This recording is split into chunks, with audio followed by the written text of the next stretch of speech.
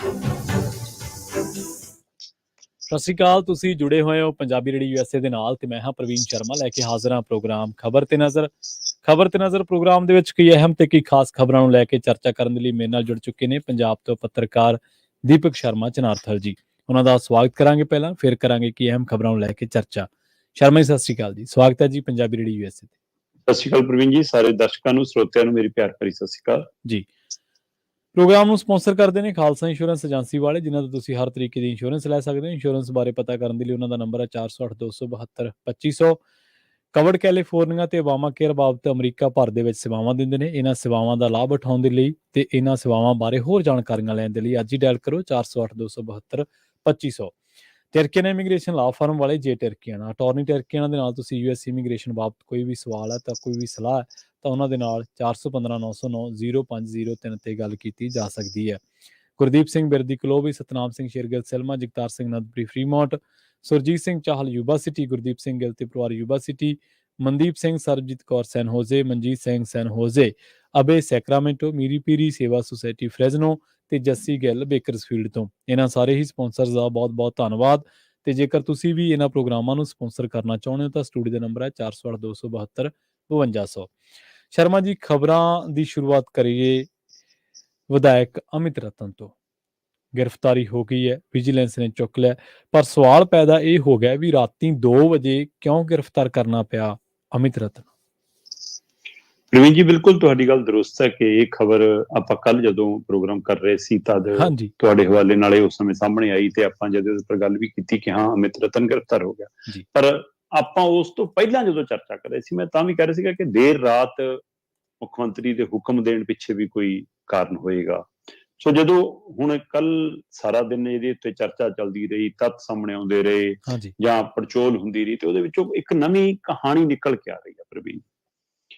ਉਹ ਕਹਾਣੀ ਇਹ ਦੱਸਦੀ ਆ ਕਿ ਮੁੱਖ ਮੰਤਰੀ ਭਗਵੰਤ ਮਾਨ ਹੋਰਾਂ ਨੂੰ ਵਿਜੀਲੈਂਸ ਲਗਾਤਾਰ ਅਪਡੇਟ ਦੇ ਰਹੀ ਸੀ। ਖਾਸ ਕਰਕੇ ਜਦੋਂ ਰੇਸ਼ਮ ਨੂੰ ਗ੍ਰਿਫਤਾਰ ਕਰ ਲਿਆ ਗਿਆ, ਉਹ ਤੇ ਰਿਮਾਂਡ ਦੇ ਉੱਤੇ ਉਹਨੇ ਜੋ ਤੱਥ ਸਾਹਮਣੇ ਦੱਸੇ ਜਾਂ ਉਹਨੇ ਜੋ ਖੁਲਾਸੇ ਕੀਤੇ, ਕਹਿ ਸਕਦੇ ਹਾਂ ਆਪਾਂ, ਕਿ ਉਹ ਕਹਿੰਦਾ ਜੀ ਕਿ ਪ੍ਰਾਪਰਟੀ ਡੀਲਰਾਂ ਤੋਂ ਵੀ ਰਿਸ਼ਵਤ ਲੈਂਦੇ ਆ। ਠੀਕ ਹੈ। ਰੇਸ਼ਮ ਕਹਿੰਦਾ ਜੀ ਅਸੀਂ ਜਿਹੜੇ ਇੰਡਸਟਰੀਅਲਿਸਟ ਨੇ ਉਹਨਾਂ ਤੋਂ ਵੀ ਰਿਸ਼ਵਤ ਲੈਂਦੇ ਆ। ਰੇਸ਼ਮ ਕਹਿੰਦਾ ਜੀ ਇਹ ਹੁਣ ਵਿਜੀਲੈਂਸ ਦੇ ਹਵਾਲੇ ਨਾਲ ਮੁੱਖ ਮੰਤਰੀ ਨੂੰ ਦੱਸੀ ਜਾ ਰਹੀਆਂ ਜਾਣਕਾਰੀਆਂ ਦੀ ਆਪਾਂ ਗੱਲ ਕਰ ਰਹੇ ਹਾਂ। ਬੰਦਾ ਜਾ ਕੇ ਅਦਾਲਤ 'ਚ ਮੁੱਕਰਦਾ, ਖੜਦਾ ਆਪਣੇ ਬਿਆਨਾਂ ਤੇ, ਇਹ ਬਾਅਦ ਦੀ ਗੱਲ ਹੈ। ਸੋ ਕਹਿੰਦੇ ਜੀ ਉਹਨੇ ਰਿਮਾਂਡ ਦੌਰਾਨ ਇਹ ਵੀ ਮੰਨਿਆ ਕਿ ਜਿਹੜੇ ਸ਼ੈਲਰ ਵਾਲੇ ਨੇ ਅਸੀਂ ਉਹਨਾਂ ਤੋਂ ਵੀ ਰੈਗੂਲਰ ਰਿਸ਼ਵਤ ਲੈਂਦੇ ਆ ਤੇ ਸਾਡਾ ਤਾਂ ਇਹ ਪੂਰਾ ਕਾਰੋਬਾਰ ਚੱਲ ਰਿਹਾ ਸੀ। ਤੇ ਇਸ ਲਈ ਕਹਿੰਦੇ ਕਿ ਉਹ ਕੱਲੀ ਜਾਣਕਾਰੀ ਮੁੱਖ ਮੰਤਰੀ ਤੱਕ ਪਹੁੰਚਦੀ ਕੀਤੀ ਜਾ ਰਹੀ ਸੀ। ਫਿਰ ਜਦੋਂ ਲੈਬ ਦੇ ਵਿੱਚੋਂ ਆਵਾਜ਼ ਟੈਸਟ ਹੋ ਕੇ ਆ ਗਈ ਤਦ ਉਹਦੀ ਜਾਣਕਾਰੀ ਮੁੱਖ ਮੰਤਰੀ ਸਾਹਿਬ ਨੂੰ ਉਪਲਬਧ ਕਰਾਈ ਕਿ ਮਤਲਬ ਕਿਆ ਜਾਣਕਾਰੀ ਹੈ ਜੀ, ਹੁਣ ਆਹ ਤੱਥ ਨੇ। ਉਹ ਕਹਿੰਦਾ ਠੀਕ ਹੈ, ਹੁਣ ਕਾਰਵਾਈ ਪਾਓ। ਪਰ ਫਿਰ ਇਹ ਤੈਅ ਹੋਇਆ ਕਿ ਰਾਤ ਕਹਿੰਦੇ ਕਿ 7-7:30 ਵਜੇ ਇਹ ਗੱਲ ਲਗਭਗ ਤੈਅ ਹੋ ਜਾਂਦੀ ਹੈ ਕਿ ਆਪਾਂ ਇਹਨੂੰ ਗ੍ਰਿਫਤਾਰ ਕਰਨਾ ਜੀ। ਪਰ ਕਾਰਵਾਈ ਜਿਹੜੀ ਸ਼ੁਰੂ ਕੀਤੀ ਜਾਂਦੀ ਹੈ ਗ੍ਰਿਫਤਾਰੀ ਦੀ, ਉਹ 11 ਵਜੇ ਤੋਂ ਬਾਅਦ ਕਹਿੰਦੇ ਸ਼ੁਰੂ ਹੁੰਦੀ ਹੈ। ਠੀਕ ਹੈ। ਤੇ ਇਹ ਸਭ ਦੇ ਦਰਮਿਆਨ ਜਿਹੜਾ ਅਮਿਤ ਰਤਨ ਹੈ MLA, ਉਹਨੂੰ ਵੀ ਕਿਤੇ ਨਾ ਕਿਤੇ ਸੁਨੇਹਾ ਪਹੁੰਚ ਜਾਂਦਾ ਕਿ ਭਾਈ ਤਿਆਰ ਹੋ ਜਾ, ਅੱਜ ਤੈਨੂੰ ਚੱਕ ਲੈਣਾ।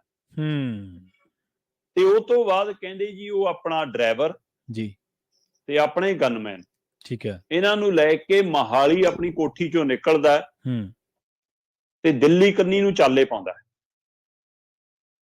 ਦਿੱਲੀ ਕੰਨੀ ਨੂੰ ਜਦੋਂ ਚਾਲੇ ਪਾਉਂਦਾ ਤਾਂ ਇੱਧਰ ਵਿਜੀਲੈਂਸ ਨੂੰ ਇਹ ਫਿਕਰ ਹੁੰਦਾ ਹੈ ਕਿ ਹਰਿਆਣਾ ਤੱਕ ਤਾਂ ਅਸੀਂ ਕੁਛ ਨਾ ਕੁਛ ਕਰ ਲਾਂਗੇ ਤੇ ਜੇ ਦਿੱਲੀ 'ਚ ਵੜ ਗਿਆ ਫਿਰ ਸਾਡੇ ਲਈ ਔਖਾ ਹੈ। ਪਰ ਉਧਰ ਪਤਾ ਲੱਗਦਾ ਹੈ ਕਿ ਉਹ ਇਸ ਸਮੇਂ ਦੌਰਾਨ ਆਪਣੇ ਦਿੱਲੀ ਦੇ ਵਿੱਚ ਆਪਣੇ ਜਿਹੜੇ ਰਿਸ਼ਤੇਦਾਰ ਨੇ, ਕਿਉਂ ਆਪਾਂ ਕੱਲ ਵੀ ਗੱਲ ਕਰ ਰਹੇ ਸੀ ਕਿ ਉਹਦਾ ਬਾਪੂ ਵੀ ਜਿਵੇਂ ਕਮਿਸ਼ਨਰ ਰਿਹਾ, ਉਹਦੀ ਧਰਮ ਪਤਨੀ ਵੀ, ਉਹਦੀ ਭੈਣ, ਇਹਦੀ ਅਮਿਤ ਰਤਨ ਦੀ ਭੈਣ ਵੀ, ਇਹਨਾਂ ਦਾ ਜਵਾਈ ਵੀ, ਉਹ ਸਾਰੇ ਵੱਡੇ ਅਹੁਦਿਆਂ ਤੇ ਨੇ। ਸੋ ਇਸ ਲਈ ਉਹਨਾਂ ਦੇ ਪਰਿਵਾਰ ਕੁਝ ਦਿੱਲੀ 'ਚ ਰਹਿੰਦੇ ਨੇ, ਕਿਉਂਕਿ ਉਹ ਕਦੇ ਕੋਈ ਅੰਬਾਲੇ 'ਚ DC ਰਿਹਾ, ਇਹ ਸਾਰਾ ਕੁਛ ਲੰਬੀ ਲਿਸਟ ਹੈ। ਤਾਂ ਉਹ ਕਹਿੰਦੇ ਕਿ ਉਧਰ ਉਹਨਾਂ ਨਾਲ ਵੀ ਉਹਦਾ ਤਾਲਮੇਲ ਹੋ ਰਿਹਾ ਸੀ ਜੀ। ਤੇ ਉੱਥੋਂ ਕਹਿੰਦੇ ਕਿ ਉਹਨਾਂ ਦੇ ਪਰਿਵਾਰ ਨੇ ਵੀ ਇਹਨੂੰ ਸਲਾਹ ਦਿੱਤੀ ਕਿ ਤੂੰ ਦਿੱਲੀ ਨਾ ਆਈ, ਤੂੰ ਦੂਰਾ ਉਲਝ ਜਾਏਗਾ, ਤੂੰ ਇਹਦੇ ਨਾਲੋਂ ਉੱਥੇ ਹੀ ਰੁਕ ਜਾ। ਠੀਕ ਹੈ। ਤੇ ਇਹ ਸਾਰੀ ਗੱਲਬਾਤ ਚੱਲ ਰਹੀ ਸੀ, ਪਰ ਇਹ ਸਭ ਦੇ ਦਰਮਿਆਨ ਵਿਜੀਲੈਂਸ ਉਹਦਾ ਜਿਹੜਾ ਫੋਨ ਹੈ ਉਹਦੇ ਰਾਹੀਂ ਉਹਦੀ ਟਾਵਰ ਦੀ ਮਤਲਬ ਕਿ ਲੋਕੇਸ਼ਨ ਲੱਭਦੀ ਸੀ ਤੇ ਉਹ ਕਹਿੰਦੇ ਕਿ 20 ਮਿੰਟ ਬਾਅਦ ਅਪਡੇਟ ਹੁੰਦੀ ਹੈ ਉਹ ਸਾਰੀ ਜਾਣਕਾਰੀ ਜੀ, 20 ਤੋਂ 22 ਮਿੰਟ ਬਾਅਦ, ਤੇ ਇੰਨੀ ਦੇਰ 'ਚ ਉਹ ਰਸਤਾ ਹੋਰ ਕਵਰ ਹੋ ਜਾਂਦਾ ਸੀ। ਸੋ ਇਸ ਲਈ ਹੁਣ ਕਹਾਣੀ ਨਿਕਲ ਕੇ ਆਈ ਕਿ ਵਿਜੀਲੈਂਸ ਜਦੋਂ ਰਾਤ ਨੂੰ ਉਹਨੂੰ ਨੱਪਦੀ ਹੈ ਜੀ ਮਤਲਬ 1-1:30 ਵਜੇ ਦੇ ਆਸ-ਪਾਸ, ਤਦ ਉਹ ਕਰਨਾਲ ਦੇ ਆਸ-ਪਾਸ ਦਾ ਖੇਤਰ ਹੈ ਕਹਿੰਦੇ। ਠੀਕ ਹੈ। ਤੇ ਸਾਰੀ ਕਾਰਵਾਈ ਹੁਣ ਮਤਲਬ ਜੇ 10 ਵਜੇ ਤੋਂ ਬਾਅਦ ਸ਼ੁਰੂ ਹੁੰਦੀ ਹੈ, 11 ਵਜੇ ਤੋਂ ਬਾਅਦ ਇਹ ਸਾਰੀ ਹਰਕਤ ਚ ਆਉਂਦੀ ਆ, ਭੱਜ ਨੱਠ ਹੁੰਦੀ ਆ, ਕਿ ਉਸ ਮੌਕੇ ਤਾਲਮੇਲ ਨਹੀਂ ਹੋ ਸਕਿਆ ਜਿਹਦੇ ਸਹਾਰੇ ਅਮਿਤ ਰਤਨ ਬਚਣਾ ਚਾਹੁੰਦਾ ਸੀ। ਕਿ ਦਿੱਲੀ ਦੇ ਵਿੱਚ ਕੋਈ ਉਹਦਾ ਆਕਾ ਸੀ, ਕਿ ਉਹ ਆਕਾ ਆਮ ਆਦਮੀ ਪਾਰਟੀ ਨਾਲ ਸੰਬੰਧਿਤ ਹੈ ਜੀ, ਕਿ ਉਹ ਸੁਪਰ ਸੀਐਮ ਹੈ, ਕਿ ਉਹ ਸੁਪਰ ਸੀਐਮ ਹੈ। ਕੌਣ ਸੀ ਜਿਹੜਾ ਅਮਿਤ ਰਤਨ ਨੂੰ ਬਚਾ ਰਿਹਾ ਸੀ ਹੁਣ ਤੱਕ, ਜਾਂ ਕੌਣ ਸੀ ਜਿਹਦੇ ਸਾਰੇ ਅਮਿਤ ਰਤਨ ਬਚਣਾ ਚਾਹੁੰਦਾ ਸੀ, ਜਾਂ ਜੇ ਰੇਸ਼ਮ ਕਰਕੇ ਦੋਸ਼ ਲਾ ਰਿਹਾ ਤਾਂ ਕਿਹਦੀ ਸ਼ਹਿ ਤੇ ਰਿਸ਼ਵਤ ਲਈ ਜਾਂਦੀ ਸੀ? ਕਿਉਂਕਿ ਭਗਵੰਤ ਮਾਨ ਨੂੰ ਲੈ ਕੇ ਲੋਕ ਕਹਿੰਦੇ ਉਹ ਚ ਲੱਖ ਖਾਮੀਆਂ ਹੋਣ, ਪਰ ਭਗਵੰਤ ਮਾਨ ਰਿਸ਼ਵਤਖੋਰ ਨਹੀਂਗਾ ਜੀ, ਭਗਵੰਤ ਮਾਨ ਪੈਸੇ ਦੇ ਮਾਮਲੇ ਦੇ ਵਿੱਚ ਦਾਗੀ ਨਹੀਂਗਾ। ਸੋ ਇਸ ਲਈ ਇੱਥੇ ਤੇ ਉਸਨੇ ਕਾਰਵਾਈ ਦਾ ਹੁਕਮ ਦਿੱਤਾ ਤੇ ਕਹਿੰਦੇ ਕਿ ਉਸ ਦਿਨ ਵੀ ਅਮਿਤ ਰਤਨ ਦੀ ਗ੍ਰਿਫਤਾਰੀ ਚਾਹੁੰਦਾ ਸੀ ਭਗਵੰਤ ਮਾਨ, ਜਦੋਂ ਇਹ ਸ਼ੱਕ ਪਿਆ ਕਿ ਹਾਂ 4 ਲੱਖ ਦੀ ਲੈਣ ਦੇਣ ਚ ਉਹਦਾ ਸੰਬੰਧ ਹੈ। ਪਰ ਉਸ ਦਿਨ ਤੋਂ ਲੈ ਕੇ ਕੱਲ ਰਾਤ 1:30 ਵਜੇ ਤੱਕ, ਪਰਸੋਂ ਰਾਤ ਦੀ, ਤਾਂ ਉਸ ਦਿਨ ਕੌਣ ਬਚਾ ਰਿਹਾ ਸੀ ਉਹਨੂੰ ਜੀ, ਤੇ ਦਿੱਲੀ ਨੂੰ ਇਹ ਕਿਉਂ ਭੱਜਿਆ? ਪ੍ਰਵੀਨ ਜੀ, ਲੁਕਣ ਲਈ ਲੋਕ ਨੇਪਾਲ ਕਨੀ ਨੂੰ ਭੱਜਦੇ ਨੇ, ਹਨਾ, ਯੂਪੀ ਕਨੀ ਨੂੰ ਭੱਜਦੇ ਨੇ, ਰਾਜਸਥਾਨ ਨੂੰ ਭੱਜਦੇ ਨੇ। ਹਾਂਜੀ। ਸੋ ਜਾਂ ਤਾਂ ਇਹ ਲੱਗਦਾ ਕਿ ਦਿੱਲੀ ਚ ਇਹਨੂੰ ਲੱਗਦਾ ਸੀ ਸਾਡੀ ਆਪਣੀ ਸਰਕਾਰ ਹੈ, ਪਰ ਦਿੱਲੀ ਦੀ ਪੁਲਿਸ ਤਾਂ ਇਹਨਾਂ ਦੀ ਨਹੀਂ ਹੈਗੀ। ਹਰਿਆਣਾ ਚ ਜੀ ਚੋਂ ਲੰਘ ਕੇ ਜਾ ਰਿਹਾ, ਉੱਥੇ ਵੀ ਬੀਜੇਪੀ ਹੈ, ਉੱਥੇ ਵੀ ਇਹਨਾਂ ਦੀ ਨਹੀਂ ਹੈਗੀ ਜੀ। ਤੇ ਪਰ ਦਿੱਲੀ ਕੰਨੀ ਨੂੰ ਜਾਣਾ ਕੋਈ ਹੋਰ ਸ਼ੱਕ ਪੈਦਾ ਕਰਦਾ।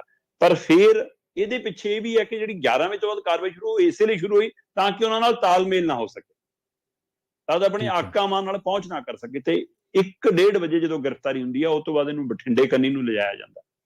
ਤੇ ਹੁਣ ਦੱਸਿਆ ਜਾ ਰਿਹਾ ਕਿ ਦਸਤਾਵੇਜੀ ਜਿਹੜੀ ਹੈ ਉਹ ਸ਼ੰਭੂ ਬਾਰਡਰ ਤੋਂ ਗ੍ਰਿਫਤਾਰੀ, ਰਾਜਪੁਰੇ ਖੇਤਰ ਤੋਂ ਗ੍ਰਿਫਤਾਰੀ ਉਹ ਦਿਖਾਈ ਗਈ ਹੈ ਨਾ।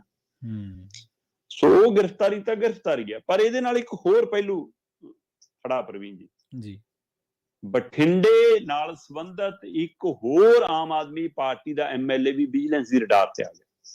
ਠੀਕ ਹੈ।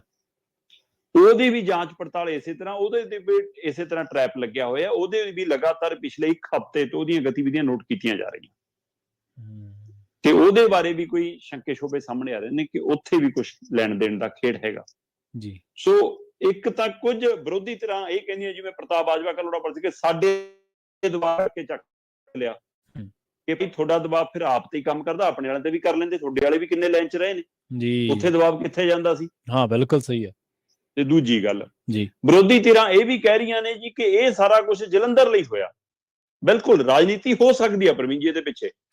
ਜਦੋਂ ਵਿਜੇ ਸਿੰਗਲਾ ਚੱਕਿਆ ਸੀ ਤਦ ਜਿਮਨੀ ਚੋਣ ਸੀ ਸੰਗਰੂਰ ਵਾਲੀ, ਪਰ ਉਹ ਗ੍ਰਿਫਤਾਰੀ ਵਿਜੇ ਸਿੰਗਲਾ ਨੂੰ ਜੇਲ੍ਹ ਭੇਜਣਾ, ਉਹ ਜਿਮਨੀ ਚੋਣ ਜਿਤਾ ਨਹੀਂ ਸਕੀ ਆਮ ਆਦਮੀ ਪਾਰਟੀ ਨੂੰ। ਬਿਲਕੁਲ ਸਹੀ ਹੈ। ਤੇ ਜੇ ਆਹ ਸਾਰਾ ਐਪੀਸੋਡ ਉਹਦੇ ਲਈ ਆ ਤਾਂ ਫਿਰ ਇਹਦਾ ਮਤਲਬ ਕਿ ਇੱਕ ਨਾਲ ਨਹੀਂ ਸਰਨਾ, ਨੂੰ ਲੱਗਦਾ 2 ਕਰ ਲਈ, ਇੱਕ ਹੋਰ ਅਮਿਤ ਰਤਨ ਫੜਿਆ ਜਾਊਗਾ ਕੋਈ ਜਿਮਨੀ ਚੋਣ ਤੋਂ ਪਹਿਲਾਂ ਜਲੰਧਰ, ਜੇ ਦੂਜਾ ਵੀ ਰਡਾਰ ਤੇ ਆ ਜੀ। ਪਰ ਇਹ ਬਠਿੰਡਾ ਹੀ ਅੱਜ ਕੱਲ ਬੜਾ ਚਰਚਾ ਚ ਪ੍ਰਵੀਨ ਜੀ। ਪਹਿਲਾਂ ਬਠਿੰਡਾ ਦਿਹਾਤੀ ਤੋਂ ਅਮਿਤ ਰਤਨ, ਹਾਂਜੀ, ਹੁਣ ਬਠਿੰਡਾ ਤੋਂ ਹੀ ਇੱਕ ਹੋਰ ਐਮਐਲਏ ਵਿਜੀਲੈਂਸ ਦੀ ਰਡਾਰ ਤੇ ਇਸੇ ਰਿਸ਼ਵਤਾਂ ਦੇ ਮਾਮਲੇ ਚ, ਤੇ ਬਠਿੰਡਾ ਦਾ ਇੱਕ ਹੋਰ ਜਨਰਲ ਹਲਕੇ ਤੋਂ ਐਮਐਲਏ ਕਹਿੰਦੇ ਕਿ ਥੱਪੜੋ ਥੱਪੜੀ ਮਾਮਲੇ ਦੇ ਵਿੱਚ ਬੜੇ ਚਰਚਾ ਚ, ਉਹ ਵੀ ਹਰਿਆਣਾ ਚ ਵਾਪਰਿਆ ਕਾਂਡ ਜੀ। ਉਹ ਵੀ ਆਪਣੇ ਮਤਲਬ ਸਟਾਫ ਨਾਲ, ਜਿਹਦੇ ਵਿੱਚ ਡਰਾਈਵਰ ਵੀ ਸੀ, ਗਨਮੈਨ ਵੀ ਸੀ, ਉਹਨਾਂ ਨਾਲ ਵਾਪਸ ਪਰਤ ਰਿਹਾ ਸੀ ਦਿੱਲੀ ਤੋਂ ਕੋਈ ਮੀਟਿੰਗ ਕਰਕੇ ਜੀ। ਤੇ ਹੁਣ ਇਹਨੂੰ ਅਮਿਤ ਰਤਨ ਨੂੰ ਜਿਵੇਂ ਜਦੋਂ ਭੱਜ ਰਿਹਾ ਸੀ ਦਿੱਲੀ ਕੰਨੀ ਨੂੰ, ਇਹਨੂੰ ਵੀ ਰਾਹ 'ਚ ਭੁੱਖ ਲੱਗੀ, ਇਹਨੇ ਵੀ ਇੱਕ ਥਾਂ ਰੁਕ ਕੇ 버ਗਰ ਖਾਧਾ ਤੇ ਨਾਲਦਿਆਂ ਨੂੰ ਵੀ ਖਿਲਾਇਆ। ਠੀਕ ਹੈ। ਪਰ ਜਦੋਂ ਸ਼ੰਭੂ ਬਾਰਡਰ ਦੇ ਰਾਜਪੁਰੇ ਖੇਤਰ ਤੋਂ ਇਹਦੀ ਗ੍ਰਿਫਤਾਰੀ ਦਿਖਾਈ ਆ, ਤਾਂ ਉੱਥੇ ਆ ਕੇ ਇਹਦੇ ਅਮਲੇ ਫਾਲੇ ਨੂੰ ਅੱਡ ਕਰ ਦਿੱਤਾ ਗਿਆ। ਇਹਦੇ ਡਰਾਈਵਰ ਨੂੰ, ਇਹਦੇ ਸਿਕਿਉਰਿਟੀ ਗਾਰਡ ਨੂੰ ਲਾਂਬੇ ਕਰਕੇ ਵਿਜੀਲੈਂਸ ਆਪ ਲੈ ਕੇ ਇਹਨੂੰ ਚਲੀ ਗਈ। ਉਸੇ ਤਰ੍ਹਾਂ ਉਹ ਜਿਹੜਾ ਇੱਕ ਬਠਿੰਡਾ ਇਲਾਕੇ ਦਾ ਹੋਰ ਐਮਐਲਏ ਆਮ ਆਦਮੀ ਪਾਰਟੀ ਨਾਲ ਸੰਬੰਧਿਤ ਆ, ਜੇ ਕਿਸੇ ਨੇ ਨਾ ਜਾਣਨਾ ਤਾਂ ਉਹ ਪਤਾ ਨਹੀਂ ਕਿੰਨਾ ਸੱਚ ਆ ਕਿੰਨਾ ਝੂਠ ਆ, ਸਾਨੂੰ ਨਹੀਂ ਪਤਾ। ਪਤਾ ਲੱਗ ਰਿਹਾ ਕਿ ਬੀਬੀ ਹਰਸਿਮਰਤ ਕੌਰ ਬਾਦਲ ਨੇ ਆਪਣੇ ਪੇਜ ਤੇ ਕੁਝ ਟਵੀਟ ਕਰਕੇ ਜਾਂ ਉਹ ਸ਼ੇਅਰ ਕਰਕੇ ਫੇਸਬੁੱਕ ਪੇਜ ਤੇ ਸ਼ਾਇਦ ਨਾਂ ਨੂੰ ਵੀ ਪਾਤਾ ਕਹਿੰਦੇ। ਠੀਕ ਹੈ, ਅੱਛਾ। ਤੇ ਉਹ ਐਮਐਲਏ ਕਹਿੰਦੇ ਜਦੋਂ ਵਾਪਸ ਆ ਰਿਹਾ ਸੀ ਦਿੱਲੀ ਤੋਂ ਮੀਟਿੰਗ ਕਰਕੇ, ਤਦ ਜਨਾਬ ਨੇ ਇੱਕ ਢਾਬੇ ਤੇ ਰੋਟੀ ਖਾਣ ਲਈ ਗੱਡੀ ਰੋਕ ਲਈ ਤੇ ਜੀ ਡਰਾਈਵਰ ਕਹਿੰਦਾ ਕਿ ਬਾਈ ਜੀ ਭੁੱਖ ਸਾਨੂੰ ਵੀ ਲੱਗੀ ਆ ਕਿ ਮੰਗਾ ਲਓ ਕੁਛ। ਹਾਂਜੀ। ਤੇ ਐਮਐਲਏ ਇਸ ਗੱਲ ਤੋਂ ਔਖਾ ਹੋ ਗਿਆ ਤੇ ਰੋਟੀ ਡਰਾਈਵਰ ਨੂੰ ਖੜਾਈ ਨਹੀਂ ਤੇ ਡਰਾਈਵਰ ਨੇ ਛਿੱਤਰ ਖੜਾਏ ਉਹ ਅੱਛਾ। ਤੇ ਕਹਿੰਦੇ ਜੀ ਢਾਹ ਕੇ ਕੁੱਟਿਆ ਐਮਐਲਏ। ਤੇ ਉਹ ਤੋਂ ਬਾਅਦ ਕੁੱਟਣ ਤੋਂ ਬਾਅਦ ਗੱਡੀ ਉੱਥੇ ਹੀ ਛੱਡੀ ਤੇ ਆਪਣਾ ਬੱਸ ਫੜੀ ਤੇ ਆਪਣੇ ਘਰੇ ਚਲਾ ਗਿਆ। ਸਿਕਿਉਰਿਟੀ ਹੈ ਨਹੀਂ ਸੀ ਨਾਲ? ਸਿਕਿਉਰਿਟੀ ਨਾਲ ਸੀ ਜਨਾਬ ਜੀ। ਤੇ ਉਹ ਤੋਂ ਬਾਅਦ ਸਿਕਿਉਰਿਟੀ ਵਾਲਿਆਂ ਨੂੰ ਐਮਐਲਏ ਕਹਿੰਦਾ, ਐਮਐਲਏ ਤੋਂ ਸਿਕਿਉਰਿਟੀ ਵਾਲੇ ਵੀ ਔਖੇ ਸੀ, ਉਹਨਾਂ ਦੀ ਤਾਂ ਰੋਟੀ ਪਾਣੀ ਬੰਦ ਸੀ ਵਿਚਾਰਿਆਂ ਦੀ। ਅੱਛਾ ਠੀਕ ਹੈ। ਉਹ ਕਹਿੰਦੇ ਸਾਨੂੰ ਕੀ ਹੈ, ਉਹ ਕਹਿੰਦੇ ਪੇਟ ਨਾਲ ਪਾਈਆਂ ਰੋਟੀਆਂ ਦੇ ਸਭੇ ਗੱਲਾਂ ਖੋਟੀਆਂ। ਹਾਂ, ਉਹ ਸਿਕਿਉਰਿਟੀ ਵਾਲਿਆਂ ਨੂੰ ਕਹਿੰਦਾ ਕਿ ਗੱਡੀ ਤੁਹਾਡੇ ਚੋਂ ਚਲਾ ਲਓ ਕੋਈ ਜਣਾ ਜੀ। ਉਹ ਕਹਿੰਦੇ ਜਨਾਬ ਅਸੀਂ ਸੀਟ ਤੇ ਬੈਠ ਕੇ ਤੁਹਾਡੀ ਸਿਕਿਉਰਿਟੀ ਕਰਨੀ ਆ, ਅੱਛਾ ਗੱਡੀ ਚਲਾਉਣਾ ਸਾਡਾ ਕੰਮ ਨਹੀਂ। ਕੀ ਬਾਤ। ਅੱਛਾ। ਤੇ ਹੁਣ ਇਹ ਚਰਚੇ ਨੇ ਕਿ ਉਹ ਐਮਐਲਏ ਨੂੰ ਆਪਣੀ ਗੱਡੀ ਆਪ ਚਲਾ ਕੇ ਬਠਿੰਡਾ ਆਉਣਾ ਪਿਆ। ਤੇ ਹੁਣ ਕਹਿੰਦੇ ਉਹ ਕਿਹੜੇ ਮੂੰਹ ਨਾਲ ਸ਼ਿਕਾਇਤ ਕਰੇ ਉਹਦੀ। ਜੀ ਹਾਂ ਬਿਲਕੁਲ। ਤੇ ਹੁਣ ਇਹ ਸਾਰੀ ਗੱਲਾਂ ਹਵਾ 'ਚ ਸੀ ਕਿ ਐਮਐਲਏ ਕੌਣ ਹੈ, ਕਿਹੜਾ ਹੈ, ਕਿਹੜਾ ਨਹੀਂ ਹੈ, ਪਰ ਆਮ ਆਦਮੀ ਪਾਰਟੀ ਦਾ ਐਮਐਲਏ ਦੱਸਿਆ ਜਾਂਦਾ ਹੈ। ਇਹਦਾ ਤੱਥ ਨਾ ਜੇ ਡਰਾਈਵਰ ਨੇ ਆ ਕੇ ਪ੍ਰਗਟਾਇਆ, ਨਾ ਸਿਕਿਉਰਿਟੀ ਨੇ ਪ੍ਰਗਟਾਇਆ, ਤੇ ਨਾ ਐਮਐਲਏ ਖੁਦ ਬੋਲਿਆ, ਪਰ ਬੀਬੀ ਹਰਸਿਮਰਤ ਕੌਰ ਨੇ ਇੱਕ ਗੱਲ ਸ਼ੇਅਰ ਕਰਕੇ ਉਹਦੇ ਨਾਲ ਨਾਂ ਤੱਕ ਲਿਖਤਾ। ਠੀਕ ਹੈ। ਅੱਛਾ। ਸੋ ਆਮ ਆਦਮੀ ਪਾਰਟੀ ਦਾ ਇੱਕ ਐਮਐਲਏ ਅਮਿਤ ਰਤਨ ਗ੍ਰਿਫਤਾਰ, ਤੇ ਉਹ ਵੀ ਰਾਤ ਨੂੰ ਚੱਕਿਆ। ਰਾਤ ਨੂੰ ਚੱਕਣ ਦੇ ਪਿੱਛੇ ਕਹਾਣੀ ਵੀ ਆਪਾਂ ਸਪਸ਼ਟ ਦੱਸੀ ਕਿ ਉਹਦੇ ਪਿੱਛੇ ਮਾਮਲਾ ਕੀ ਸੀ। ਦੂਏ ਪਾਸੇ ਇੱਕ ਹੋਰ ਰਡਾਰ ਤੇ ਆ ਬਠਿੰਡੇ ਦਾ, ਇੱਕ ਨੂੰ ਡਰਾਈਵਰ ਨੇ ਕੁੱਟ ਕੇ ਆਪਣਾ ਕੱਲਾ ਛੱਡਤਾ। ਸੋ ਆਹ ਕੁਛ ਜਿਹੜਾ ਬਦਲਾਅ ਹੈ, ਇਹ ਬੜਾ ਕਮਾਲ ਦਾ ਬਦਲਾਅ ਨਜ਼ਰ ਆ ਰਿਹਾ ਪ੍ਰਵੀਨ ਜੀ। ਸੋ ਇਹੋ ਜਿਹੇ ਬਦਲਾਅ ਪੰਜਾਬ ਨੇ ਪਹਿਲਾਂ ਨਹੀਂ ਤੱਕੇ ਸੀ। ਜੀ ਬਿਲਕੁਲ। ਸੋ ਵਿਧਾਇਕਾਂ ਤੇ ਕੁੱਟਣ ਦੇ ਪਰਚੇ ਤਾਂ ਦਰਜ ਹੋ ਰਹੇ ਸੀ, ਪਰ ਜਿਹੜੀ ਤੁਸੀਂ ਕਹਾਣੀ ਦੱਸਦੇ ਇਹ ਤਾਂ ਪਹਿਲੀ ਵਾਰੀ ਸੁਣ ਰਹੇ ਹਾਂ ਸ਼ਰਮਾ ਜੀ। ਤੇ ਆਪਾਂ ਅਗਲੀ ਖਬਰ ਦੇ ਵੱਲ ਵਧੀਏ ਤੇ ਗੱਲ ਕਰੀਏ ਜਿਹੜੇ ਆਮ ਆਦਮੀ ਪਾਰਟੀ ਦੀ ਸਰਕਾਰ ਦੇ ਵਿੱਚ ਜਿਹੜੇ ਮੰਤਰੀ ਤੇ ਵਿਧਾਇਕ ਫੜੇ ਜਾ ਰਹੇ ਨੇ। ਕੀ ਗੱਲ ਸੱਚ ਹੈ ਸ਼ਰਮਾ ਜੀ ਕਿ 11 ਮਹੀਨਿਆਂ ਦੇ ਵਿੱਚ 2 ਮੰਤਰੀ ਤੇ 1 ਐਮਐਲਏ ਆਪਣੇ ਪੀਏ ਸਣੇ ਫਸੇ ਆ?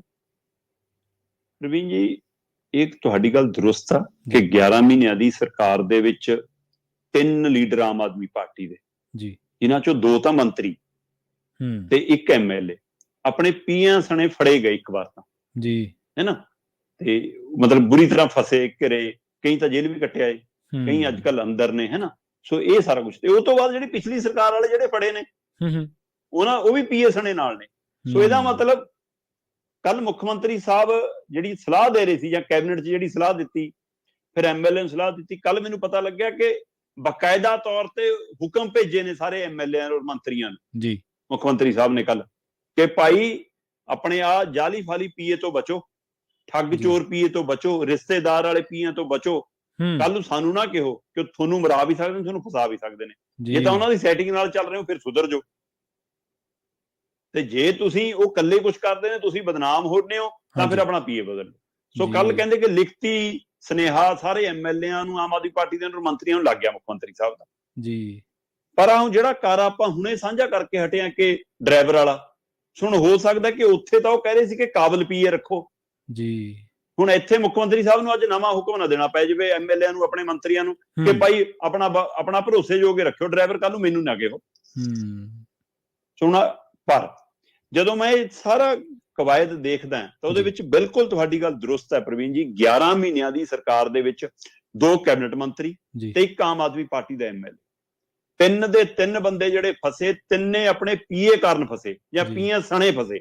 ਆ ਲਓ, ਮੈਂ ਪਹਿਲੇ ਦਿਨ ਤੋਂ ਆ ਜਾਣਾ।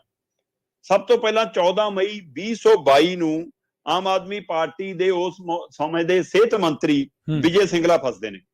ਠੀਕ ਹੈ। ਤੇ ਕਹਿੰਦੇ ਜੀ ਉਹਨਾਂ ਨੇ ਟੈਂਡਰ ਲੈਣ ਦੇ ਬਦਲੇ 1% ਕਮਿਸ਼ਨ ਮੰਗਿਆ, ਤੇ ਇਹ ਜਿਹੜੀ ਸ਼ਿਕਾਇਤ ਦਰਜ ਹੁੰਦੀ ਆ ਇਹਦੇ ਤਹਿਤ ਜਿਹੜਾ ਮਤਲਬ ਕਿ ਉਹਨਾਂ ਦਾ ਡਾਕਟਰ ਸਿੰਗਲਾ ਦਾ OSP ਆ ਪ੍ਰਦੀਪ ਕੁਮਾਰ, ਉਹਦੇ WhatsApp ਕਾਲ ਦੇ ਹਵਾਲੇ ਨਾਲ ਰਿਸ਼ਵਤ ਮੰਗਣ ਦਾ ਮਾਮਲਾ ਸਾਹਮਣੇ ਆਉਂਦਾ। ਤੇ 11 ਸਤੰਬਰ 2022 ਨੂੰ ਮਤਲਬ ਕਿ 24 ਮਈ 2022 ਨੂੰ ਸੀਐਮ ਨੇ ਕੈਬਨਿਟ ਸਿੰਗਲੇ ਨੂੰ ਮਤਲਬ ਕਿ ਬਰਖਾਸਤ ਕਰਤਾ ਜੀ, ਔਰ 11 ਸਤੰਬਰ 2022 ਨੂੰ ਨਵਾਂ ਫੌਜਾ ਸਿੰਘ ਫਸ ਗਿਆ। ਸੋ ਪਹਿਲਾਂ ਮਈ ਦੇ ਵਿੱਚ ਵਿਜੇ ਸਿੰਗਲੇ ਦਾ ਮਾਮਲਾ ਆਉਂਦਾ, ਠੀਕ ਹੈ ਨਾ। 24 ਮਈ ਤੱਕ ਜਾਂਦੇ ਜਾਂਦੇ, 14 ਮਈ ਤੋਂ ਸ਼ੁਰੂ ਹੋ ਕੇ 24 ਮਈ ਤੱਕ ਜਾਂਦੇ ਜਾਂਦੇ ਵਿਜੇ ਸਿੰਗਲਾ ਤੇ ਉਹਦਾ OSD ਪ੍ਰਦੀਪ ਕੁਮਾਰ ਜੀ ਇਹ ਫੜ ਲਏ ਜਾਂਦੇ ਨੇ ਜੀ। ਉਸ ਤੋਂ ਬਾਅਦ 4 ਮਹੀਨਿਆਂ ਬਾਅਦ 11 ਸਤੰਬਰ ਨੂੰ ਫੌਜਾ ਸਿੰਘ ਸਰਾਰੀ ਦਾ ਮਾਮਲਾ ਆ ਜਾਂਦਾ। ਉਹਦਾ ਵੀ ਆਪਣੇ OSD ਤਰਸੇਮ ਕਪੂਰ ਨਾਲੇ ਵਾਇਰਲ ਹੁੰਦੀ ਹੈ ਗੱਲਬਾਤ। ਉਹ ਗੱਲਬਾਤ ਵੀ ਆਡੀਓ 36 ਸਕਿੰਟ ਦੀ ਜਿਹੜੀ ਆਉਂਦੀ ਹੈ ਸੌਦੇਬਾਜ਼ੀ ਵਾਲੀ, ਉਹ ਬਾਹਰ ਆ ਜਾਂਦੀ ਹੈ। ਠੀਕ ਹੈ। ਤੇ ਇਹ ਸਾਰੀ ਕਾਰਵਾਈ ਜਾ ਕੇ 2023 ਤੇ ਜਾ ਕੇ ਖੜਦੀ ਆ। 7 ਜਨਵਰੀ 2023 ਨੂੰ ਸਰਾਰੀ ਨੇ ਖੁਦੇ ਮੰਤਰੀ ਦੇ ਉਹਦੇ ਤੋਂ ਅਸਤੀਫਾ ਦਿੱਤਾ ਜੀ, ਤੇ ਮੰਤਰੀ ਵੀ ਗਿਆ ਤੇ ਨਾਲ ਉਹਦਾ ਫਿਰ ਪੀਏ ਵੀ ਗਿਆ, ਉਹਦਾ ਓਐਸਡੀ ਵੀ ਗਿਆ। ਉਹ ਤੋਂ ਬਾਅਦ 16 ਫਰਵਰੀ 2023 ਨੂੰ ਅਮਿਤ ਰਤਨ ਦਾ ਮਾਮਲਾ ਆ ਗਿਆ। ਠੀਕ ਹੈ। ਅਮਿਤ ਰਤਨ ਦੇ ਮਾਮਲੇ 'ਚ ਇਹਦਾ ਰੇਸ਼ਮ ਆ ਗਿਆ ਨਾਲ, ਤੇ ਆ ਰੇਸ਼ਮ ਵਾਲੇ ਮਾਮਲੇ ਦੇ ਵਿੱਚ ਹੁਣ ਰੇਸ਼ਮ ਪਹਿਲਾਂ ਅੰਦਰ ਤੇ ਅਮਿਤ ਰਤਨ ਬਾਅਦ ਚੋਂ ਅੰਦਰ। ਸੋ ਇਹ ਤਿੰਨਾਂ ਦੇ 2 ਕੈਬਨਿਟ ਮੰਤਰੀ ਤੇ 1 ਐਮਐਲਏ ਨਾਲ ਤਿੰਨਾਂ ਦੇ ਪੀਏ। ਪਰ ਇਹ ਮਾਮਲਾ ਪਿਛਲਿਆਂ ਨਾਲ ਵੀ ਇਦਾਂ ਹੀ ਖੜਾ ਪ੍ਰਵੀਨ ਜੀ। ਮਾਮਲਾ ਇੱਥੇ ਤੁਸੀਂ ਜੰਗਲਾਤ ਮੰਤਰੀ ਸਾਧੂ ਸਿੰਘ ਧਰਮਸੋਤ ਦੇਖ ਲਓ। ਸਾਧੂ ਸਿੰਘ ਧਰਮਸੋਤ ਅੰਦਰ ਆ, ਚਾਹੇ ਉਹ ਮਤਲਬ ਕਿ ਉਹਦਾ ਦਰਖਤਾਂ ਦੀ ਕਟਾਈ ਵਢਾਈ ਦਾ ਮਾਮਲਾ ਹੋਵੇ, ਹੈ ਨਾ, ਚਾਹੇ ਉਹਦੇ ਜਾਇਦਾਦ ਵੱਧ ਬਣਾਉਣ ਦਾ ਮਾਮਲਾ ਹੋਵੇ, ਅਜੇ ਵਜ਼ੀਫਾ ਘਟਾਲਾ ਪਿਆ ਪਰ ਉਹ ਜੇਲ੍ਹ 'ਚ ਬੰਦ ਆ। ਉਹਦੇ ਨਾਲ ਉਹਦਾ ਓਐਸਡੀ ਕਮਲਜੀਤ ਤੇ ਚਮਕੌਰ ਸਿੰਘ ਉਹ ਵੀ ਨਾਲੇ ਨੇ। ਸੋ ਇਹ ਉਹ ਵੀ ਜੇਲ੍ਹ 'ਚ ਨੇ ਨਾਲੇ। ਉਸ ਤੋਂ ਬਾਅਦ ਆ ਜੋ ਦੂਸਰਾ ਭਾਰਤ ਭੂਸ਼ਣ ਆਸ਼ੂ, ਉਹ ਅੰਦਰ ਹੈ। ਉਹਦੇ ਨਾਲ ਉਹਦਾ ਪੀਏ ਹੈ ਜੀ ਪੰਕਜ ਮਲਹੋਤਰਾ, ਉਹ ਵੀ ਨਾਲ ਹੀ ਹੈ, ਉਹ ਵੀ ਨਾਲੇ ਹੈ। ਹੋਰ ਛੱਡੋ ਆ ਸੁੰਦਰ ਸ਼ਾਮ ਅਰੋੜਾ, ਉਹਦਾ ਪੀਏ ਹੈ ਜੀ ਮਨੀ, ਠੀਕ ਹੈ, ਉਹ ਵੀ ਨਾਲ ਹੀ ਜੇਲ੍ਹ 'ਚ। ਸੋ ਇਹ ਲੰਬੀ ਲਿਸਟ ਹੈ ਜਨਾਬ।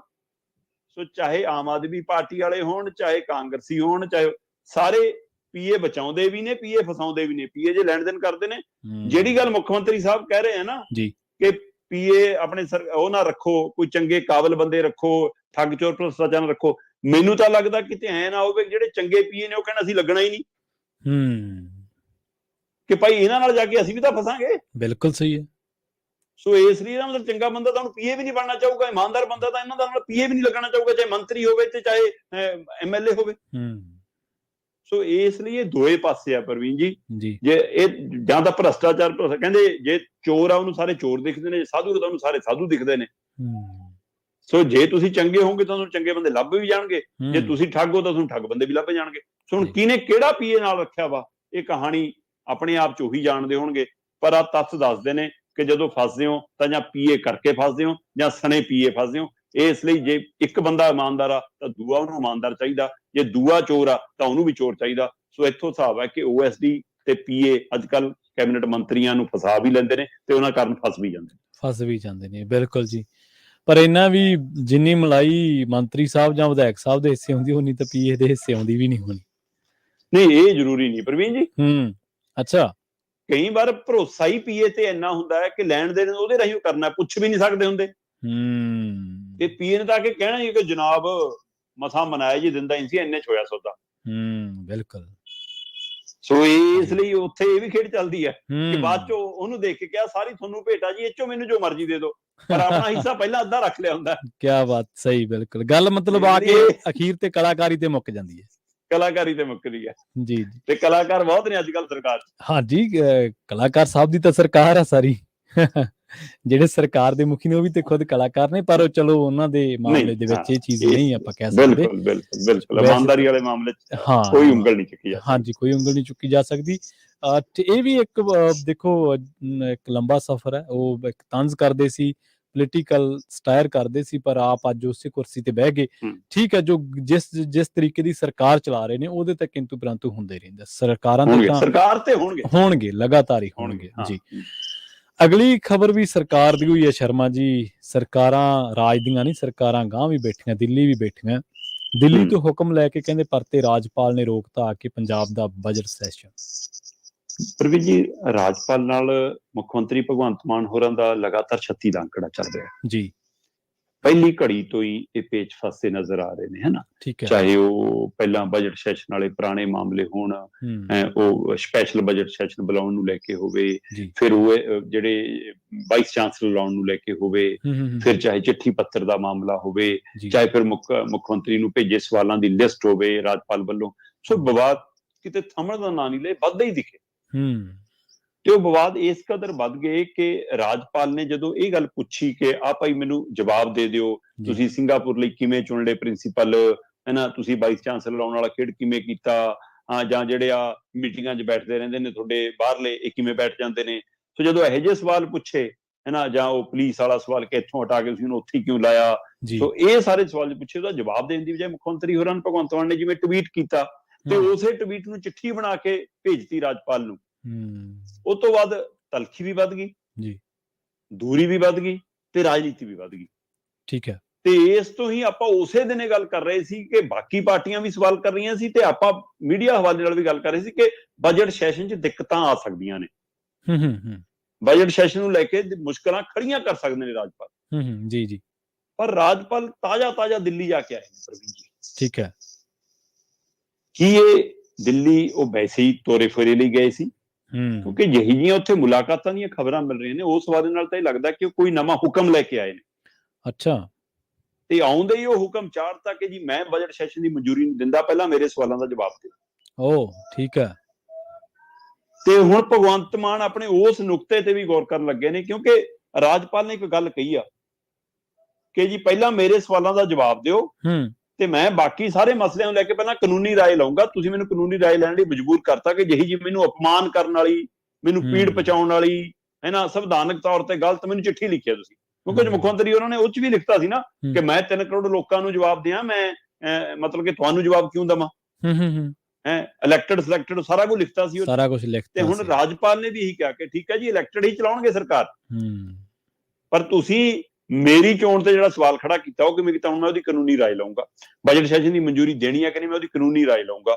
ਉਹਨਾਂ ਨੇ ਬਕਾਇਦਾ ਸਵਾਲ ਖੜੇ ਕੀਤੇ ਕਿ ਮੈਂ ਪੁੱਛਿਆ ਕੀ, ਕਹਿੰਦੇ ਮੈਂ ਸਕਾਲਰਸ਼ਿਪ ਵਾਲਾ ਮਸਲਾ ਪੁੱਛਿਆ, ਮੈਂ IPS ਕੁਲਦੀਪ ਸਿੰਘ ਚਹਿਲ ਵਾਲਾ ਮਸਲਾ ਪੁੱਛਿਆ, ਮੈਂ ਸਰਕਾਰੀ ਬੈਠਕਾਂ ਦੇ ਵਿੱਚ ਨਵਲ ਅਗਰਵਾਲ ਦੀ ਮੌਜੂਦਗੀ ਵਾਲਾ ਸਵਾਲ ਪੁੱਛ ਲਿਆ। ਕਹਿੰਦੇ ਜੀ ਮੈਂ ਜਿਹੜੇ ਆ ਤੁਸੀਂ ਸਾਰੇ ਕੰਮ ਠੰਡੇ ਵਾਸਤੇ ਪਾਏ ਨੇ ਜਾਂ ਵਾਈਸ ਚਾਂਸਲਰ ਨੇ ਮਾਮਲੇ ਨੂੰ, ਮੈਂ ਇਹਨਾਂ ਦੇ ਸਵਾਲ ਕੀਤਾ ਜਾਂ ਜਿਹੜੇ ਜਾ ਰਹੇ ਨੇ ਕਿ ਇਹਦਾ ਜਵਾਬ ਦੇਣ ਤੁਹਾਨੂੰ ਕੀ ਹਰਜ ਹੈ, 3 ਕਰੋੜ ਲੋਕਾਂ ਨੂੰ ਦੇ ਦਿਓ ਜਵਾਬ। ਹਾਂਜੀ। ਸੋ ਇਸ ਹਵਾਲੇ ਨਾਲ ਹੁਣ ਉਹ ਤਾਂ ਕਹਿੰਦੇ ਮੈਂ ਕਾਨੂੰਨੀ ਰਾਏ ਲਊਂਗਾ। ਮੈਨੂੰ ਪਤਾ ਲੱਗ ਰਿਹਾ ਕਿ ਬਜਟ ਸੈਸ਼ਨ 'ਚ ਜਦੋਂ ਰੋਕ ਲਾਤੀ ਰਾਜਪਾਲ ਨੇ, ਉਸ ਤੋਂ ਬਾਅਦ ਕੱਲ ਦੇ ਅਧਿਕਾਰੀਆਂ ਨਾਲ ਵੀ ਤੇ ਆਪਣੇ ਐਡਵੋਕੇਟ ਜਨਰਲ ਤੇ ਉਹਨਾਂ ਦੀ ਟੀਮ ਨਾਲ ਵੀ ਮੁੱਖ ਮੰਤਰੀ ਭਗਵੰਤ ਮਾਨ ਵੀ ਆਪਣੇ ਇਸ ਮਸਲੇ ਦਾ ਹੱਲ ਕੱਢਣ ਨੂੰ ਫਿਰਦੇ ਨੇ ਕਿ ਕੀ ਮੈਂ ਹੁਣ 3 ਕਰੋੜ ਲੋਕਾਂ ਦੇ ਹਵਾਲੇ ਨਾਲ ਇਹ ਸੈਸ਼ਨ ਬੁਲਾ ਲਵਾਂ ਜੀ। ਇਹਦਾ ਕੋਈ ਨੁਕਤਾ ਹੈ ਕਿ ਮੈਂ ਕਹਾਂਗਾ ਠੀਕ ਹੈ ਜੀ ਮੈਨੂੰ 3 ਕਰੋੜ ਲੋਕਾਂ ਨੇ ਕਹਿਤਾ ਕਿ ਤੂੰ ਬੁਲਾ ਸੈਸ਼ਨ, ਮੈਨੂੰ ਅਧਿਕਾਰ ਹੈ, ਜਦੋਂ ਮੈਨੂੰ ਮੁੱਖ ਮੰਤਰੀ ਚੁਣਿਆ ਕਹਿੰਦੇ ਮੇਰੇ MLA ਦੇ ਰਾਹੀਂ ਜੀ। ਸੋ ਇਸ ਲਈ ਹੁਣ ਉਸ ਨੁਕਤੇ ਰਾਹੀਂ ਕਿ ਕੀ ਰਾਜਪਾਲ ਨੂੰ ਬਾਈਪਾਸ ਕਰਕੇ ਵੀ ਸੈਸ਼ਨ ਬੁਲਾਇਆ ਜਾ ਸਕਦਾ, ਉਹ ਇਹਦੀ ਵੀ ਰਾਏ ਲੈ ਰਹੇ ਨੇ। ਜੇ ਉਧਰ ਰਾਜਪਾਲ ਕਹਿੰਦਾ ਮੈਂ ਕਾਨੂੰਨੀ ਰਾਏ ਲਊਂਗਾ, ਮੈਂ ਕਾਰਵਾਈ ਕਰੂੰਗਾ। ਸੋ ਹੁਣ ਇਹ ਵਿਵਾਦ ਜਿਉਂ ਵੱਧਦਾ ਹੈ ਤਿਉਂ ਕੇਂਦਰ ਲਗਾਤਾਰ ਆਪਾਂ ਗੱਲ ਕਰਦੇ ਆ ਰਹੇ ਹਾਂ ਕਿ ਸਾਡੇ ਫੰਡ ਰੋਕ ਰਿਹਾ।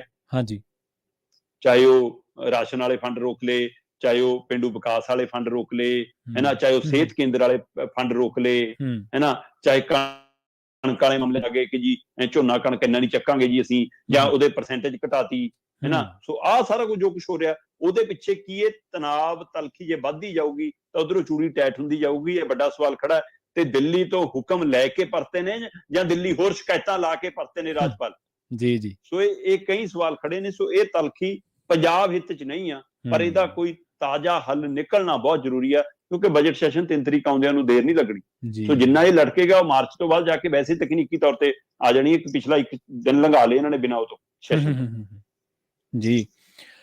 ਅਗਲੀ ਖਬਰ ਦੇ ਵੱਲ ਵਧੀਏ ਸ਼ਰਮਾ ਜੀ ਤੇ ਗੱਲ ਕਰੀਏ ਗੇਮ ਦੇ ਵਿੱਚ ਪਏ ਘਾਟੇ ਦੀ। ਗੇਮ ਦੇ ਵਿੱਚ ਪਏ ਘਾਟੇ ਨੂੰ ਪੂਰਾ ਕਰਨ ਦੇ ਲਈ ਖੇਡ ਦਿੱਤੀ ਫਿਰ ਲੁੱਟ ਹੋਣ ਦੀ ਗੇਮ। ਇਹ ਕੀ ਸਾਰੀ ਗੇਮ ਹੈ ਸ਼ਰਮਾ ਜੀ, ਸਮਝਾਓ ਜਰਾ। ਪਹਿਲਾਂ ਗੇਮ 'ਚੋਂ ਘਾਟਾ ਫਿਰ ਲੁੱਟ ਹੋਣ ਦੀ ਗੇਮ। ਪ੍ਰਵੀਨ ਜੀ, ਲੰਮੇ ਸਮੇਂ ਤੋਂ ਨਾ ਬੱਚਿਆਂ ਵੱਲੋਂ ਫੋਨ ਕਾਲ ਤੇ ਗੇਮਸ ਖੇਡਦੇ ਆ ਆਪਣੇ ਮਾਂ-ਬਾਪ ਦੇ ਖਾਤਿਆਂ 'ਚੋਂ ਪੈਸੇ ਅਕਸਰ ਲਾ ਦਿੱਤੇ ਜਾਂਦੇ ਨੇ ਤੇ ਉਹ ਅਕਸਰ ਉੱਡ ਜਾਂਦੇ ਨੇ, ਬਾਅਦ 'ਚੋਂ ਪਤਾ ਲੱਗਦਾ। ਅਸਲ 'ਚ ਕੀ ਹੈ, ਜਦੋਂ ਬੱਚੇ ਆਨਲਾਈਨ ਕੁਝ ਗੇਮਾਂ ਖੇਡਦੇ ਕਹਿੰਦੇ ਉਹਦੇ ਵਿੱਚ ਨਾ ਹਥਿਆਰ, ਗੋਲਾ ਬਾਰੂਦ ਇਹ ਉਹ ਖਰੀਦਣਾ ਪੈਂਦਾ ਜੀ।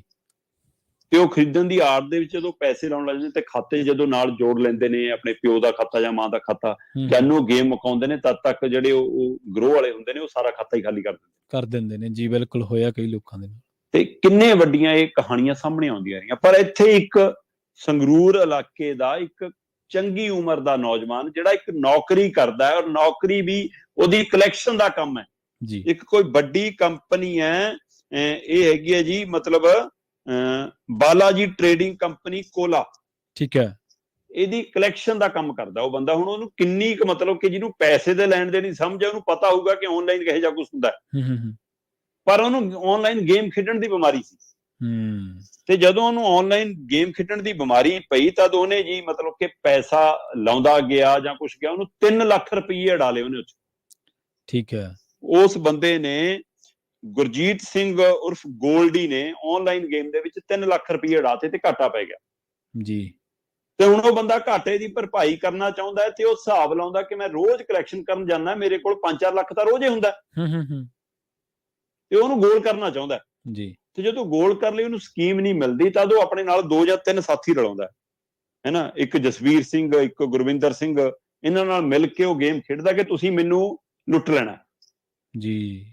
ਤੇ ਲੁੱਟ ਦੀ ਖੇਡ ਰਚਦੀ ਹੈ ਜੀ 24 ਤਰੀਕ ਨੂੰ, ਤੇ ਕਹਿੰਦਾ ਜੀ ਕਿ 24 ਤਰੀਕ ਨੂੰ ਸ਼ਿਕਾਇਤ ਕਰਦਾ, 23 ਤਰੀਕ ਨੂੰ ਕਹਿੰਦਾ ਜੀ ਰਾਤ ਨੂੰ 9 ਵਜੇ ਜਦੋਂ ਮੈਂ ਪਰਤ ਰਿਹਾ ਸੀ ਤਦ ਮੈਨੂੰ ਮੋਟਰਸਾਈਕਲ ਵਾਲਿਆਂ ਨੇ, 2 ਮੂੰਹ ਟੱਕੇ ਵਾਲਿਆਂ ਨੇ ਘੇਰਿਆ ਤੇ ਮੈਨੂੰ ਕੁੱਟਿਆ ਤੇ ਮੇਰੇ ਤੋਂ ਝੋਲਾ ਖੋ ਕੇ ਭੱਜ ਗਏ। ਠੀਕ ਹੈ। ਤੇ ਜੀ ਉਹ 'ਚ 5 ਲੱਖ ਤੋਂ ਵੱਧ ਅਮਾਉਂਟ ਸੀ ਜੀ ਕੰਪਨੀ ਦੀ, ਤੇ ਉਹ ਸ਼ਿਕਾਇਤ ਇਹਦੇ ਆਧਾਰ ਦੇ ਉੱਤੇ ਕੰਪਨੀ ਨੇ ਦਰਜ ਕਰਾਈ ਕਿ ਸਾਡੇ ਬੰਦੇ ਤੋਂ ਜੀ ਲੁੱਟ ਖੋ ਹੋ ਗਈ ਜੀ। ਤੇ ਪੁਲਿਸ ਨੇ 24 ਘੰਟਿਆਂ 'ਚ ਬੰਦੇ ਫੜ ਲਏ। ਠੀਕ ਹੈ। ਇਹ ਵੀ ਕਮਾਲ ਹੈ ਵੀ, ਜਾਂ ਤਾਂ ਪ੍ਰਨੀਤ ਕੌਰ ਦੇ ਪੈਸੇ ਮੁੜਦੇ ਦੇਖੇ ਸੀ ਮੈਂ ਆਨਲਾਈਨ, ਏਦਾਂ ਕਿਤੇ ਠੱਗੀ ਵੱਜੀ ਹੋਵੇ, ਕੁਛ ਜਾਂ ਲੁੱਟ ਖੋ ਹੋਈ ਹੋਵੇ ਜੀ ਜੀ, ਹੈ ਨਾ, ਨਹੀਂ ਪੈਸੇ ਮੁੜਦੇ ਛੇਤੀ ਨਹੀਂ ਮਿਲਦੇ। ਸਾਡੇ ਇੱਕ ਚੰਗੇ ਪੱਤਰਕਾਰ ਸਾਥੀ ਦਾ ਫੋਨ ਗੁੰਮ ਹੋ ਗਿਆ ਜੀ, ਤੇ ਉਹ ਫੋਨ ਲੱਭਣ ਲਈ ਪੁਲਿਸ ਕੋਲ ਸ਼ਿਕਾਇਤ ਗਈ ਤੇ ਉਸ ਟਾਈਮ ਦੇ ਵਿੱਚ ਕੋਈ ਵੱਡੇ ਅਧਿਕਾਰੀ ਦੀ ਕਿਸੇ ਹੋਰ ਸੂਬੇ ਦੀ ਧੀ ਵੀ ਉੱਥੇ ਆਈ ਹੋਈ ਸੀ। ਇਹ ਅਨੰਦਪੁਰ ਸਾਹਿਬ ਖੇਤਰ ਦੀ ਘਟਨਾ, ਅਜੂਬਾ ਦੇਖਣ ਉਹ ਆਈ ਹੋਈ ਸੀ। ਉਹਦਾ ਫੋਨ ਵੀ ਚੱਕ ਲਿਆ ਕਿਸੇ ਨੇ, ਉਹ ਵੀ ਖਾਸਾ ਮਹਿੰਗਾ ਸੀ ਜੀ, ਤੇ ਪੁਲਿਸ ਨੇ ਉਹ 10 ਘੰਟਿਆਂ 'ਚ ਫੋਨ ਬਰਾਮਦ ਕਰਾਤਾ ਜੀ। ਤੇ ਜਦੋਂ ਉਹ ਬਰਾਮਦ ਹੋਇਆ ਉਹਦੇ ਨਾਲ ਚੋਰੀ ਦੇ ਖਾਸੇ ਫੋਨ ਬਰਾਮਦ ਹੋ ਗਏ, ਪਰ ਉਹ ਪੱਤਰਕਾਰ ਸਾਥੀ ਦਾ ਫੋਨ ਨਹੀਂ ਮਿਲਿਆ। ਠੀਕ ਹੈ ਜੀ। ਤੇ ਪੁਲਿਸ ਵਾਲੇ ਉਹ ਕੁੜੀ ਦਾ ਮਾਮਲਾ ਨਿਬੇੜ ਕੇ ਪੱਤਰਕਾਰ ਨੂੰ ਕਹਿੰਦੇ, ਯਾਰ ਤੇਰਾ ਫੋਨ ਤਾਂ ਨਹੀਂ ਲੱਭ ਸਕੇ, ਤੂੰ ਇਹਨਾਂ 'ਚੋਂ ਕੋਈ ਪਸੰਦ ਆਉਂਦਾ ਉਹ ਲੈ ਜਾ। ਜੀ ਜੀ। ਉਹ ਕਹਿੰਦਾ ਭਰਾ ਤੁਸੀਂ ਦੁਕਾਨ ਖੋਲੀ ਆ, ਹੁਣ ਵੇਚਣ ਦੀ, ਕੱਲ ਨੂੰ ਮੈਨੂੰ ਚੁਕਾ ਦਿਓ। ਜੀ ਜੀ। ਸੋ ਮੇਰਾ ਲੱਭ ਕੇ ਦਿਓ ਜਾਂ। ਸੋ ਇਸ ਤਰ੍ਹਾਂ ਇੱਥੇ ਪਰ ਪੁਲਿਸ ਨੇ ਇੱਕ ਕਮਾਲ ਦਿਖਾਈ ਪ੍ਰਵੀਨ ਜੀ ਇਸ ਸੰਗਰੂਰ ਵਾਲੇ ਮਾਮਲੇ ਦੇ ਵਿੱਚ, ਕਿ 24 ਘੰਟੇ 'ਚ ਉਹ ਬੰਦੇ ਵੀ ਫੜ ਲਏ ਔਰ ਪੈਸਾ ਵੀ ਰਿਕਵਰ ਕਰ ਲਿਆ। ਠੀਕ ਹੈ। ਤੇ ਜਦੋਂ ਪੈਸਾ ਰਿਕਵਰ ਕਰਕੇ ਉਹ ਬੰਦਿਆਂ ਤੋਂ ਪੁੱਛਗਿੱਛ ਹੋਈ ਤਾਂ ਤੱਥ ਸਾਹਮਣੇ ਆਏ ਕਿ ਬਾਈ ਜੀ ਜਿਹਤੋਂ ਲੁੱਟਿਆ ਉਸੇ ਨੇ ਲੁਟਵਾਇਆ। ਜਿਹਨੇ ਗੇਮ ਦੇ ਵਿੱਚ 3 ਲੱਖ ਗਵਾਏ ਉਸੇ ਨੇ ਗੇਮ ਖੇਡੀ ਲੁੱਟਣ ਦੀ। ਠੀਕ ਹੈ ਜੀ। ਕਿ ਮੈਨੂੰ ਲੁੱਟ ਲਓ ਤਾਂ ਕਿ ਮੇਰਾ ਘਾਟਾ ਪੂਰਾ ਹੋ ਜਾਵੇ, 5 ਲੱਖ ਚੋਂ 3 ਲੱਖ ਨਾਲ ਆਪਣਾ ਕਰਨਾ ਹੋਣਾ, ਲੱਖ ਉਹਨਾਂ ਨੂੰ ਦੇਣਾ ਹੋਣਾ। ਸੋ ਜੀ ਆ ਸਾਹਮਣੇ ਆ ਗਈ 5,40,000 ਦੀ ਲੁੱਟ ਦੀ ਇਹ ਖੇਡ ਸੀ, 3 ਲੱਖ ਗੇਮ ਚ ਉਡਾਏ ਸੀ, ਉਹਦਾ ਘਾਟਾ ਪੂਰਾ ਕਰਨ ਲਈ ਹੁਣ ਉਹ ਲੁੱਟਣ ਵਾਲੇ ਵੀ ਤੇ ਗੇਮ ਰਾਹੀਂ ਜਿਹੜਾ ਲੁੱਟਿਆ ਗਿਆ ਤੇ ਏਦਾਂ ਪੂਰਾ ਕਰਨ ਵਾਲਾ ਉਹ ਬੰਦਾ ਵੀ, ਤੇ ਹੁਣ ਉਹ ਤਿੰਨੇ ਪੁਲਿਸ ਦੀ ਹਿਰਾਸਤ ਨੇ ਤੇ ਅੱਗੇ ਛਾਣਬੀਨ ਚੱਲ ਰਹੀ ਹੈ ਕਿ ਕਿਤੇ, ਕਿਉਂਕਿ ਇਹ ਜਿਹੜੇ ਮੁੰਡੇ ਫੜ ਹੋਏ ਨੇ ਲੁੱਟ ਕਰਦੇ, ਇਹ ਪਹਿਲਾਂ ਵੀ 1-2 ਮਾਮਲਿਆਂ ਦੇ ਵਿੱਚ ਨਾਮਜ਼ਦ ਸੀ ਲੁੱਟਣ ਵਾਲੇ ਮਾਮਲੇ 'ਚ, ਇਸ ਲਈ ਉਹਨੇ ਉਹੋ ਜਿਹੇ ਬੰਦੇ ਲੱਭੇ। ਪਰ ਹੁਣ ਇਹ ਵੀ ਜਾਂਚ ਹੋ ਰਹੀ ਹੈ ਕਿ ਸ਼ਿਕਾਇਤਕਰਤਾ ਵੀ ਕਿਤੇ ਇਹਨਾਂ ਧੰਦਿਆਂ 'ਚ ਪਹਿਲਾਂ ਤੋਂ ਸ਼ਾਮਲ ਤਾਂ ਨਹੀਂ ਕਰਨਾ। ਜੀ ਜੀ। ਇਹ ਤਾਂ ਫਿਰ ਦੋਹਰੀ ਲੁੱਟ ਹੋ ਗਈ, ਆਨਲਾਈਨ ਵੀ ਲੁੱਟਿਆ ਗਿਆ ਤੇ ਫਿਰ ਬਾਅਦ 'ਚ ਆਫਲਾਈਨ ਵੀ ਲੁੱਟਿਆ ਗਿਆ। ਬਿਲਕੁਲ ਬਿਲਕੁਲ ਜੀ। ਸ਼ਰਮਾ ਜੀ, ਆਪਾਂ ਜਿਹੜੀਆਂ ਸੋਸ਼ਲ ਮੀਡੀਆ ਪਲੇਟਫਾਰਮਸ ਨੇ ਜਿੱਥੇ ਤੁਸੀਂ ਆਪਣੀ ਜਾਣਕਾਰੀਆਂ ਲਿਖਦੇ ਹੋ, ਸਾਂਝੀਆਂ ਕਰਦੇ ਹੋ, ਕਿਤੇ ਵੀ ਲੌਗਇਨ ਕਰਦੇ ਹੋ, ਤਾਂ ਉਹਦੇ ਹਿਸਾਬ ਦੇ ਨਾਲ ਅਕਸਰ ਇਹ ਚਰਚਾ ਹੁੰਦੀ ਰਹਿੰਦੀ ਹੈ ਕਿ ਤੁਹਾਡੀ ਨਿੱਜਤਾ ਨੂੰ ਖਤਰਾ ਹੈ, ਤੁਹਾਡੀ ਨਿੱਜਤਾ ਖਤਰੇ ਦੇ ਵਿੱਚ, ਕਿਉਂਕਿ ਤੁਸੀਂ ਆਪਣੀਆਂ ਆਪੇ ਲੋਕੇਸ਼ਨਸ ਔਨ ਕੀਤੀਆਂ ਹੋਈਆਂ, ਸਾਰਾ ਕੁਝ ਆਨਲਾਈਨ ਹੀ ਹੈ, ਬਹੁਤ ਕੁਝ ਆਨਲਾਈਨ ਪਿਆ ਆਪਣਾ ਹਰੇਕ ਬੰਦੇ ਦਾ ਹੀ। ਕੀ ਇਹ ਗੱਲ ਸੱਚ ਹੈ ਕਿ 2030 ਤੱਕ ਤੁਹਾਡੀ ਨਿੱਜਤਾ, ਪਰ ਅਗਲੀ ਗੱਲ ਇਹ ਹੈ ਕਿ ਨੌਕਰੀਆਂ ਵੀ ਖਤਮ ਹੋ ਜਾਣਗੀਆਂ? ਨੌਕਰੀਆਂ ਵਾਲੀ ਗੱਲ ਕਿਵੇਂ? ਨਿੱਜਤਾ ਤਾਂ ਚਲੋ ਮੰਨਦੇ ਆ ਖਤਰੇ ਦੇ ਵਿੱਚ। ਪ੍ਰਵੀਨ ਜੀ, ਪੰਜਾਬ ਦੇ ਵਿੱਚ ਜਦੋਂ ਇੱਕ ਸੈਲੋ ਖੁੱਲਿਆ, ਹਾਂਜੀ, ਜਿੱਥੇ ਕਿਸਾਨ ਕਣਕ ਸਿੱਟਣ ਜਾਂਦੇ ਨੇ, ਉਹ ਰੌਲਾ ਵੀ ਪਿਆ ਕਿ ਯਾਰ ਕਾਨੂੰਨ ਵਾਪਸ ਕਰਾ ਕੇ ਆਏ ਤੇ ਉਹ ਕਿਉਂ ਉੱਥੇ ਆਪਾਂ ਸਿੱਟਣ ਜਾਂਦੇ ਹਾਂ, ਉਹ ਵਿਵਾਦਾਂ 'ਚ ਰਿਹਾ ਸੀ। ਹਾਂਜੀ ਹਾਂਜੀ। ਉਹ ਸੈਲੋ ਟਨਾਂ ਦੇ ਟਨ ਇੱਕ ਦਿਨ ਦੇ ਵਿੱਚ ਕਣਕ ਸੰਭਾਲਣ ਦੀ ਸਮਰੱਥਾ ਰੱਖਦਾ। ਠੀਕ ਹੈ।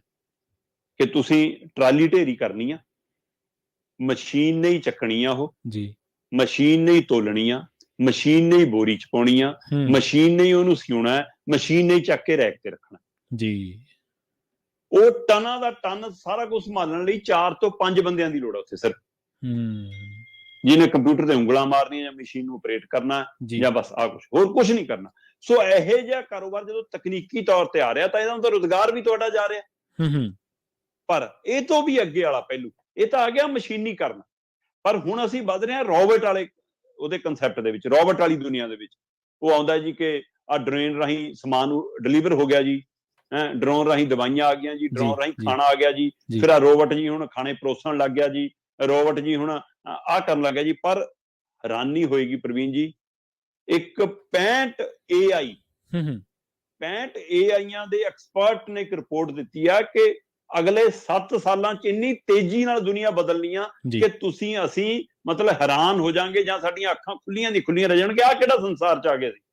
ਠੀਕ ਹੈ, ਕਿਉਂਕਿ ਆਪਾਂ ਲੋਕ ਉਸ ਪੀੜ੍ਹੀ ਚੋਂ ਆ ਜਿਨ੍ਹਾਂ ਨੇ ਬਹੁਤ ਬਦਲਾਅ ਬਦਲਾਅ ਦੇਖੇ। ਦੇਖਿਆ। ਹਾਂਜੀ ਹਾਂਜੀ ਸੋ ਇਸ ਲਈ ਅਸੀਂ ਮਤਲਬ ਕਿ ਬਲੈਕ ਐਂਡ ਵਾਈਟ ਟੀਵੀ ਤੋਂ ਲੈ ਕੇ, ਲੈਂਡਲਾਈਨ ਫੋਨ ਤੋਂ ਲੈ ਕੇ, ਘੁਮਾਉਣ ਵਾਲੇ ਤੋਂ ਲੈ ਕੇ ਅੱਜ ਵਾਲੀ ਦੁਨੀਆ ਤੱਕ ਹਾਂਜੀ ਜਿੰਨਾ ਬਦਲਾਅ ਆਪਾਂ ਦੇਖਿਆ ਉਹਨਾਂ ਹੋਰ ਕਿਸੇ ਪੀੜ੍ਹੀ ਦੇ ਦੌਰ ਦੇ ਵਿੱਚ ਨਹੀਂ ਆਇਆ। ਹੂੰ ਪਰ ਸਾਡੀ ਸਾਹਮਣੇ ਹੀ ਕਹਿੰਦੇ ਕਿ ਅਗਲੇ 7 ਸਾਲਾਂ 'ਚ ਇਹੋ ਜਿਹਾ ਬਦਲਾਅ ਹੋਣਾ ਕਿ ਉਹਨੇ ਤੁਹਾਡੀ ਨਿੱਜਤਾ ਵੀ ਖਾ ਜਾਣੀ, ਤੁਹਾਡਾ ਰੁਜ਼ਗਾਰ ਵੀ ਖਾ ਜਾਣਾ। ਜੀ ਬ੍ਰਿਟੇਨ ਤੇ ਜਾਪਾਨ ਦੇ 65 IT ਜਿਹੜੇ ਮਾਹਰ ਨੇ, ਹਾਂਜੀ ਉਹਨਾਂ ਨੇ ਤੱਥ ਦਿੱਤੇ ਨੇ ਪ੍ਰਵੀਨ ਜੀ। ਉਹ ਕਹਿੰਦੇ ਕਿ ਅਗਲੇ 7 ਸਾਲਾਂ ਦੇ ਵਿੱਚ ਘਰਾਂ ਦੇ 40% ਕੰਮ ਰੋਬੋਟ ਕਰੇਗਾ।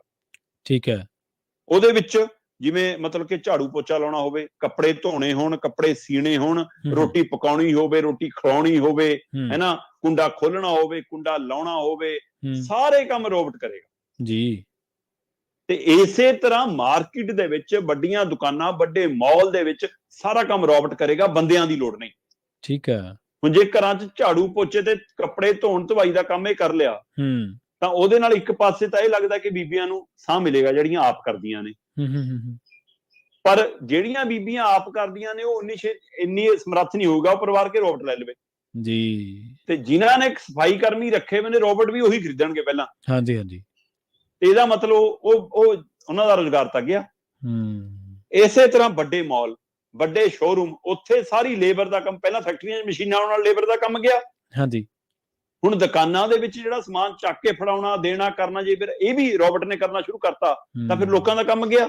ਆ ਲਓ ਉਦਾਹਰਨਾਂ ਪਈਆਂ ਨੇ, ਕਹਿੰਦੇ ਯੂਰੋਪੀਅਨ ਦੇਸ਼ ਹੈ ਕ੍ਰੋਏਸ਼ੀਆ। ਜੀ ਜੀ। ਕ੍ਰੋਏਸ਼ੀਆ ਦੇ ਵਿੱਚ ਕਹਿੰਦੇ ਇੱਕ ਜਗਰੇਬ ਰੈਸਟੋਰੈਂਟ ਹੈ। ਠੀਕ ਹੈ। ਉਸ ਰੈਸਟੋਰੈਂਟ ਦੇ ਵਿੱਚ ਖਾਣਾ ਖਿਲਾਉਣਾ ਤਾਂ ਛੱਡੋ, ਖਾਣਾ ਬਣਾਉਣ ਤੱਕ ਦਾ ਸ਼ੈਫ ਦਾ ਕੰਮ ਰੋਬੋਟ ਕਰ ਰਹੇ ਨੇ ਜੀ। ਹੋਰ ਛੱਡੋ, ਇਸੇ ਤਰ੍ਹਾਂ ਅਮਰੀਕਾ ਦੀ ਨਿਊਯਾਰਕ ਸ਼ਹਿਰ ਦੇ ਵਿੱਚ ਇੱਕ ਅਮੇਜ਼ਨ ਸੁਪਰਮਾਰਕੀਟ ਹੈ। ਠੀਕ ਹੈ। ਉਸ ਸੁਪਰਮਾਰਕੀਟ ਦੇ ਵਿੱਚ ਇੱਕ ਸ਼ਿਫਟ ਦੇ ਵਿੱਚ ਸਿਰਫ 6 ਬੰਦੇ ਕੰਮ ਕਰਦੇ ਨੇ। ਉਹ ਕਿੰਨੀ ਮੰਜ਼ਲੀਆਂ ਹੁੰਦੀਆਂ ਨੇ ਆਪਾਂ ਹਿਸਾਬ ਲਾ ਲਓ ਉਸ ਸੁਪਰਮਾਰਕੀਟ ਦੇ ਵਿੱਚ। ਤੇ ਜਿੱਥੇ ਕਰੋੜਾਂ ਦਾ ਕਾਰੋਬਾਰ ਸਕਿੰਟਾਂ 'ਚ ਹੁੰਦਾ ਹੈ, ਉਹੀ ਜੀ ਮਾਰਕੀਟ ਦੇ ਅੰਦਰ ਸਿਰਫ 6 ਬੰਦੇ ਨੇ ਇੱਕ ਸ਼ਿਫਟ ਦੇ ਵਿੱਚ। ਜੇ 8 ਘੰਟੇ ਜਾਂ 10 ਘੰਟੇ ਦੀ ਸ਼ਿਫਟ ਹੈ ਜਾਂ 12 ਘੰਟੇ ਦੀ ਵੀ ਸ਼ਿਫਟ ਹੈ ਤਾਂ ਵੀ 6 ਬੰਦਿਆਂ ਨਾਲ ਕੰਮ ਹੁੰਦਾ, ਬਾਕੀ ਸਾਰਾ ਕੰਮ ਰੋਬੋਟ ਕਰਦੇ ਨੇ ਜੀ। ਸੋ ਇਸ ਲਈ ਇਹ ਜਿਹੜੀ ਰਿਪੋਰਟ ਹੈ ਉਹ ਕਹਿੰਦੀ ਕਿ ਇੱਕ ਪਾਸੇ ਤਾਂ 40% ਘਰਾਂ 'ਚ, 60% ਤੋਂ ਵੱਧ ਕੰਮ ਬਾਹਰ ਘਰਾਣਿਆਂ 'ਚ ਉਹ ਸਾਰਾ ਕੁਝ ਰੋਬੋਟ ਨੇ ਕਰਨ ਲੱਗ ਜਾਣਾ। ਪਰ ਇਹਦੇ ਉੱਤੇ ਵੱਡਾ ਸਵਾਲ ਇਹ ਖੜਾ ਕਿ ਰੋਬੋਟ 'ਚ ਸਾਰਾ ਕੁਝ ਫੀਡ ਕਰਨਾ ਪਊਗਾ ਤੁਹਾਨੂੰ। ਹਾਂਜੀ।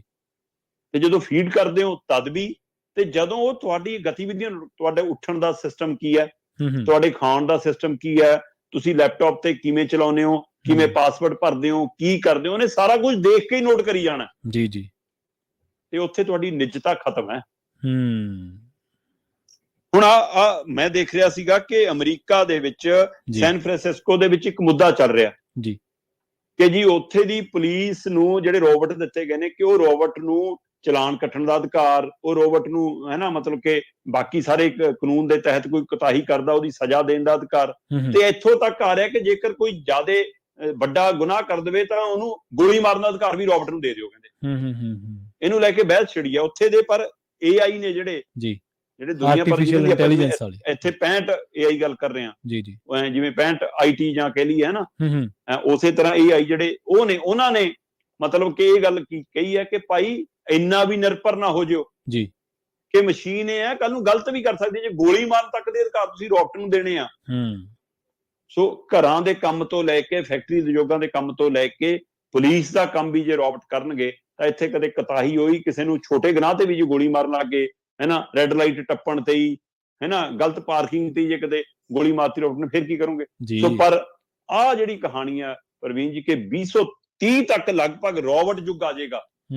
ਬੰਦੇ ਦੀ ਲੋੜ ਵੀ ਨਹੀਂ ਰਹਿਣੀ, ਬੰਦੇ ਲਈ ਰੁਜ਼ਗਾਰ ਵੀ ਨਹੀਂ ਰਹਿਣਾ, ਬੰਦੇ ਲਈ ਨੌਕਰੀਆਂ ਵੀ ਨਹੀਂ ਰਹਿਣੀਆਂ ਤੇ ਬੰਦੇ ਦੀ ਕੋਈ ਨਿੱਜਤਾ ਵੀ ਨਹੀਂ ਰਹਿਣੀ ਜੀ। ਸੋ ਇਹ ਵੱਡੇ ਖਤਰਨਾਕ ਦੌਰ ਵੱਲ ਵੱਧ ਰਹੇ ਆ। ਸੋ ਮੈਨੂੰ ਲੱਗਦਾ ਜਿਹੜੇ ਲੋਕ ਸਕੂਨ ਭਾਲਣਗੇ ਉਹ ਜੰਗਲਾਂ ਵੱਲ ਨੂੰ ਭੱਜਣਗੇ, ਪਰ ਤਦ ਤੱਕ ਕੀ ਜੰਗਲ ਬਚਣਗੇ ਆਪਣੇ ਆਪ 'ਚ ਵੱਡਾ ਸਵਾਲ ਜੀ। ਬਿਲਕੁਲ। ਦੇਖੋ ਇਹ ਜਿਵੇਂ ਤੁਸੀਂ ਗੱਲ ਕਹੀ ਹੈ ਕਿ ਸ਼ਰਮਾ ਜੀ ਕਿ ਜਿਹੜੀ ਮਸ਼ੀਨ ਹੈ ਉਹਨੇ ਮਸ਼ੀਨ ਦੇ ਨਾਲ ਤਾਂ ਉਹਨੇ ਜੋ ਉਹਦੇ 'ਚ ਫਿਕਸ ਕਰਤਾ ਤੁਸੀਂ ਪ੍ਰੋਗਰਾਮਿੰਗ ਦੇ ਥਰੂ, ਜਾਂ ਤੁਸੀਂ ਉਹਦੇ 'ਚ ਕੋਡਿੰਗ ਜੋ ਕਰਤੀ ਜਿਵੇਂ ਰੋਬੋਟ ਚੱਲਦੇ ਨੇ, ਤਾਂ ਉਹਨੇ ਉਵੇਂ ਹੀ ਰਿਐਕਟ ਕਰਨਾ। ਉਹਦੇ ਸਾਹਮਣੇ ਜੇ ਕੋਈ ਕੁਤਾਹੀ ਹੁੰਦੀ ਹੈ ਤੇ ਉਹਨੂੰ ਕਿਹਾ ਗਿਆ ਕਿ ਆਹ ਕੁਤਾਹੀ ਲਈ ਆ ਜਾਂ ਪ੍ਰੋਗਰਾਮ ਲਈ ਆ, ਤਾਂ ਉਹਨੇ ਜਜ਼ਬਾਤਾਂ ਦੇ ਅਕੋਰਡਿੰਗ ਜਾਂ ਹਾਲਾਤ ਦੇ ਅਕੋਰਡਿੰਗ ਨਹੀਂ ਚੱਲਣਾ, ਉਹਨੇ ਉਹ ਕੋਡਿੰਗ ਦੇ ਮੁਤਾਬਿਕ ਚੱਲਣਾ ਜੀ। ਸੋ ਉਸ ਤਰ੍ਹਾਂ ਇਸ ਤਰ੍ਹਾਂ ਦੇ ਜੇ ਮਸਲੇ ਹੋਣਗੇ ਤਾਂ ਫਿਰ ਕਈ ਤਰ੍ਹਾਂ ਦੀਆਂ ਗੁੰਜਾਇਸ਼ਾਂ ਬਚਦੀਆਂ ਨੇ, ਕਈ ਤਰ੍ਹਾਂ ਦੀਆਂ ਸੰਭਾਵਨਾਵਾਂ ਨੇ ਕਿ ਕੁਝ ਵੀ ਵਾਪਰ ਸਕਦਾ, ਕੁਝ ਵੀ ਹੋ ਸਕਦਾ, ਕੁਝ ਅਣਕਿਆਸਿਆ ਵੀ ਵਾਪਰ ਸਕਦਾ।